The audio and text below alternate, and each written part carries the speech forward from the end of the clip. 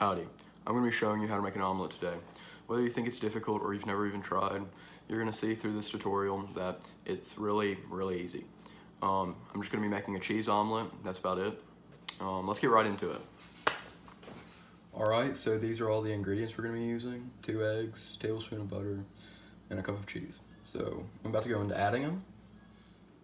Alright, so first what you're going to want to do is, crack your egg on a flat surface.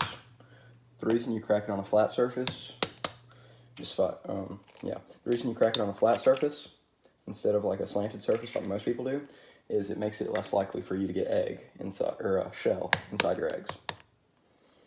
Yeah. So then you're going to want to get a whisking utensil, which I just use a fork. Yeah. Whisk it up really good. This is actually to your preference. If you don't like it mixed at all, or if you don't like it as mixed as me, because I like it pretty mixed. You can do less. Then what you're going to want to do, you're going to want to get salt and pepper, or at least salt, if you really want it to taste good. Yeah, you're going to want to get salt and pepper, and add it to your liking. Personally, I'm a big pepper fan. I'm okay with salt, but yeah. Whisk it back up.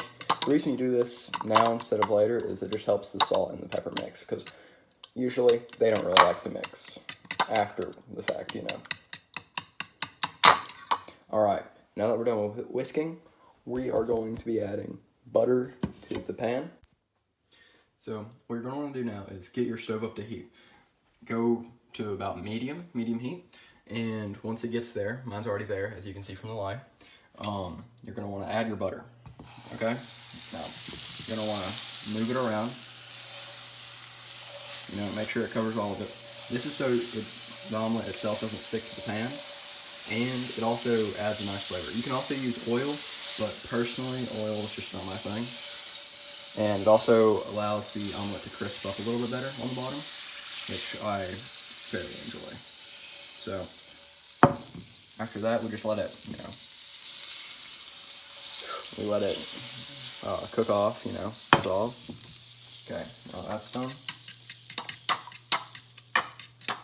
Let's get a little bit more before you put it in, because it always gets a little bit messed up when you wait. And just pour it in.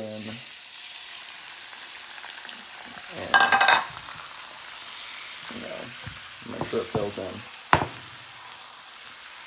And you're going to want to go like that for a while. Oh, also, do not forget your spatula as well. Spatula is like a key component in this. Once it stops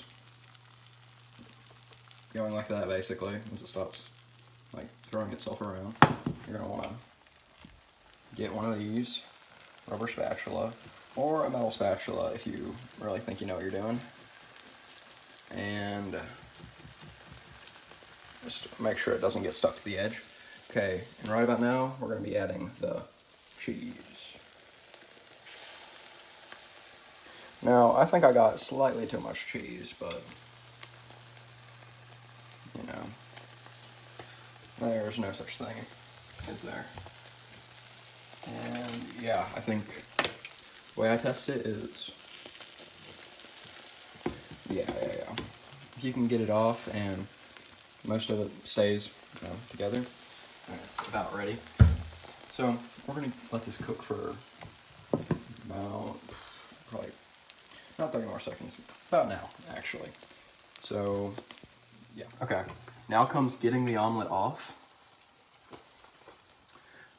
What I do is, most of the time, I'll get my spatula, go under the omelet, fold it over, not all the way, but almost all the way, sorry, not all the way, but almost all the way, and then I'll just let gravity help me out there, and boom, omelet. Now, if this isn't as done as you'd like yours, or if this is too done, Just cook it for a little bit longer or a little bit less. That's really simple. Yeah, it's my omelet. I think that's about it for the tutorial. It's fairly simple, fairly easy. Enjoy.